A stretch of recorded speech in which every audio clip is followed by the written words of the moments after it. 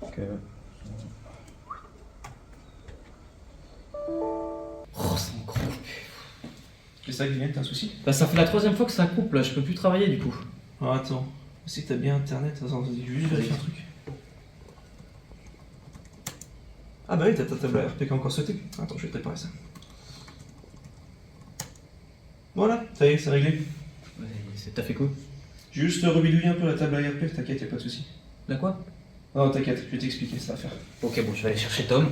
Tac, attends, faut que je trouve Raphaël. Putain, il est où encore? Ah, son école! Et merde.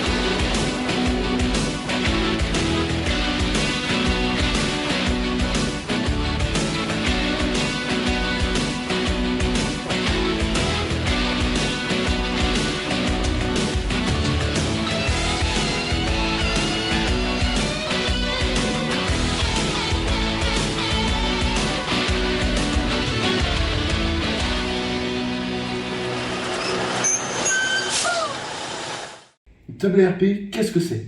Elle est composée de 2 adresses, une adresse IP et une adresse MAC, que nous allons voir tout de suite. Une adresse IP est une adresse unique sur un réseau local.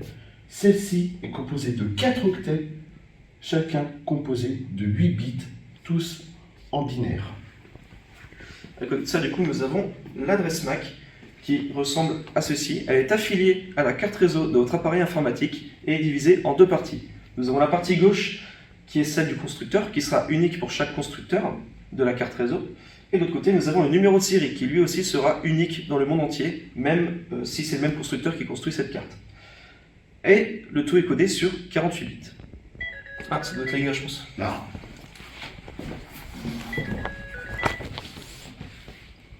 Donc merci les gars de nous avoir expliqué l'adresse IP et l'adresse MAC, mais du coup maintenant, ça fonctionne avec ça. Oui, mais pas que. Mais non les gars, c'est ça une table ARP. ARP, table. Ah non, c'était une... On va vous expliquer plus sérieusement ce que c'est. Par exemple, nous avons aussi un petit réseau constitué de 3 PC. Nous avons le PC Enzo, le PC Tom et le PC Gillian. Le PC Enzo veut communiquer ici avec le PC Gillian. Ils sont tous les 3 reliés par ce switch ici présent. Donc pour ma part, j'ai mes informations, j'ai mon adresse IP et mon adresse MAC. Donc ici j'ai les informations du PC Gillian. Pour le moment je n'ai que l'adresse IP, je n'ai pas encore réussi à avoir l'adresse MAC. Donc maintenant ce que je vais faire, c'est que dans une seule et unique trame, je vais avoir encapsulé mes informations, donc mon adresse IP et mon adresse MAC, avec l'adresse IP du PC Gillian, parce que je n'ai pas encore son adresse MAC. Donc à partir de là, le PC Enzo va envoyer une requête nommée ARP qui va se diffuser dans tout le réseau grâce à une requête nommée Broadcast. Donc ici, notre requête atteint le PC Tom et le PC Gillian.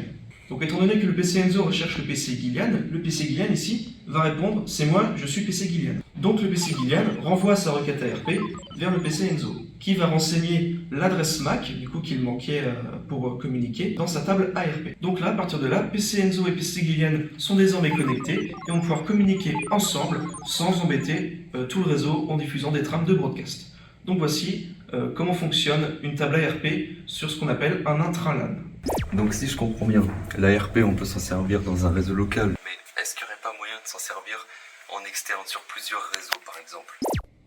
Et bien justement, Tom, nous allions y venir. Donc si vous voyez, nous avons 7 maquettes représentant en bas le PC Gillian, le PC Tom, qui sont sur 2 réseaux différents, et les deux sont reliés à ce routeur. Donc là, nous avons les informations PC Gillian, c'est lui qui va être la source de la demande. Donc le PC Gillian a son IP 192.168.1.1 avec son adresse MAC, etc. Il est relié à ce routeur, il a une passerelle de configurer, 192.168.1.2.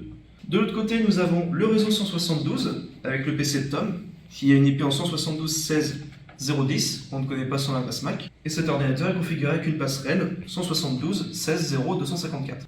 Donc du coup, le PC Gillian va envoyer une requête ARP à PC Tom pour récupérer son adresse MAC. Donc, comme précédemment, nous allons encapsuler notre adresse IP, notre adresse MAC et l'adresse IP du PC de destination qu'on connaît. Sauf que petit souci, les deux ordinateurs ce sont 2 réseaux différents.